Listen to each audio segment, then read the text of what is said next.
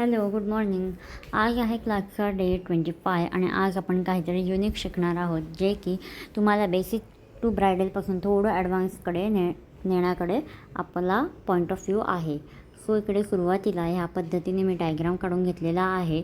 Just एक dot आणि surrounding एरियामध्ये पण आपण डॉट्स देतो आहे, बट ते डॉट्स थोडे ओव्हल शेपमध्ये असणार आहेत, जेणेकरून आपल्याला एक शेडेड फ्लोरल जो आहे तो डिझाईन करायचा आहे.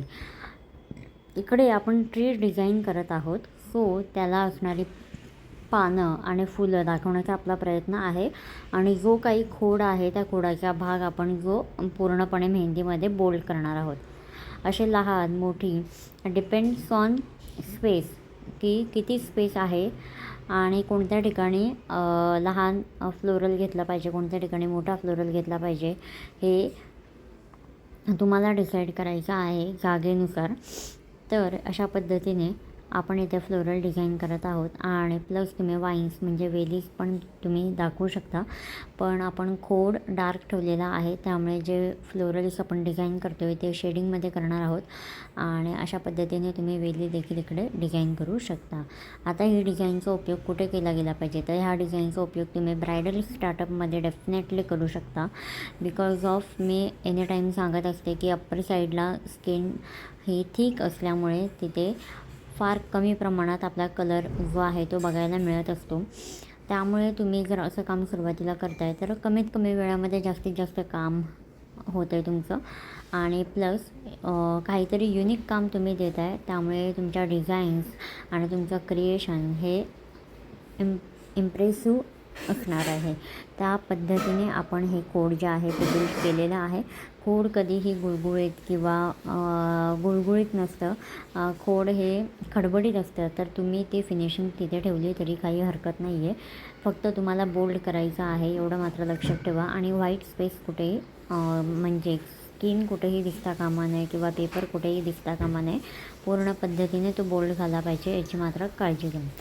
आणि ज्या एक्स्ट्रा ॲड केलेल्या ज्या वाईन्स होत्या त्या वाईन्स देखील तुम्हाला बोल्ड करायच्या आहेत. आणि खाली अशा पद्धतीने तुम्हाला बेल किंवा गवत जे काही आहे ते दाखवायचं आहे, जेणेकरून ते रिअलिस्टिक ड्रॉईंगमध्ये तुम्हाला त्याला ट्रान्सफॉर्म करायचं आहे.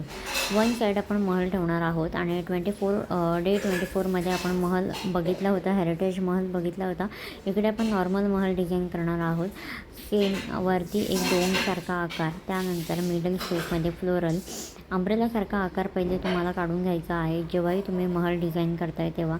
आणि त्यानंतर डिपेंड्स ऑन अंब्रेलामध्ये कोणती डिझाईन किंवा कोणती कटिंग कशा पद्धतीने ठेवायची हा तुमचा पॉईंट ऑफ व्ह्यू असेल, तुमचा कॉल असेल.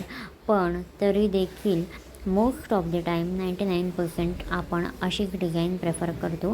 बिकॉज ऑफ आपल्याला फक्त एक महल काढून डिझाईन फिनिश करायची नसते, तर ओव्हरऑल आपल्याला खूप काही काम करायचं असतं त्याच्या आतमध्ये, त्याच्या आजूबाजूला वगैरे. त्यामुळे गोष्टी या लिमिटेड असाव्यात, पण युनिक क्रिएशन असावं हा माझा कॉल आहे.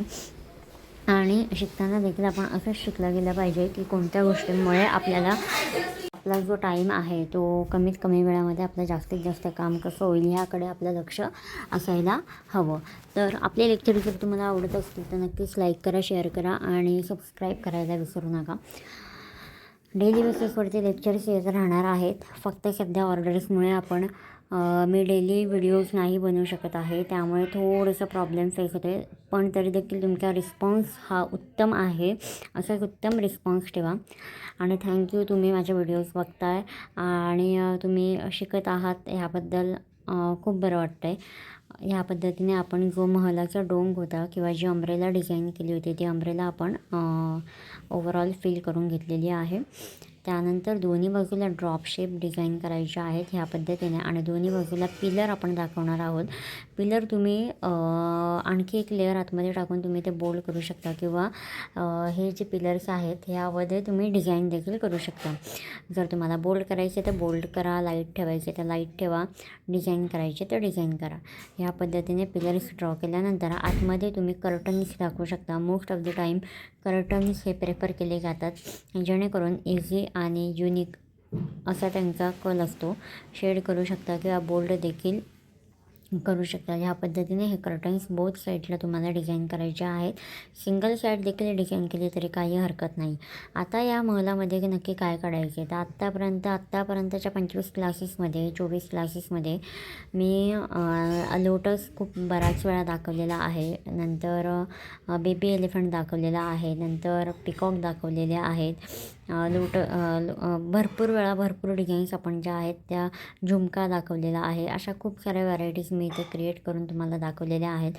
सो डिपेंड तुमच्यावरती आहे की तुम्हाला काय डिझाईन करायचं, तुमच्यासाठी काय जास्त कन्व्हिनियंट आहे, तुमची फिनिशिंग कोणत्या गोष्टीमध्ये जास्त येते किंवा तुम्हाला कमी वेळामध्ये किती सुंदर काम तुम्ही देत आहे, या सगळ्या गोष्टींकडे तुमचं दुसऱ्याने केले म्हणून मलाही करायचं असं नाही, पण तुमचा फोकस किंवा तुमचे विचार तिथे मांडणं अत्यंत गरजेचं आहे.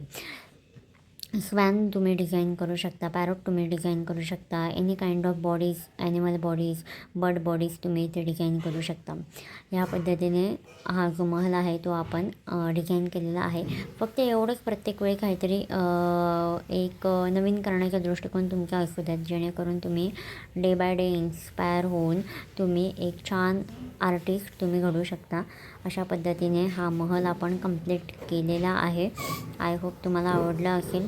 आणि जर पुढे तुम्हाला कंटिन्यू करायचं असेल तर सेम की 2 डिझाईनना स्प्लिट करणारं किंवा डिवाईड करणारं डिवायडर लाईन तुम्ही डिझाईन करून पुढे तुमचे डिझाईन कंटिन्यू करू शकता. आता जर आपला हात इतका बारीक नसतो, पण तुम्ही अजून ॲड करू शकता दोन्ही बाजूला महल.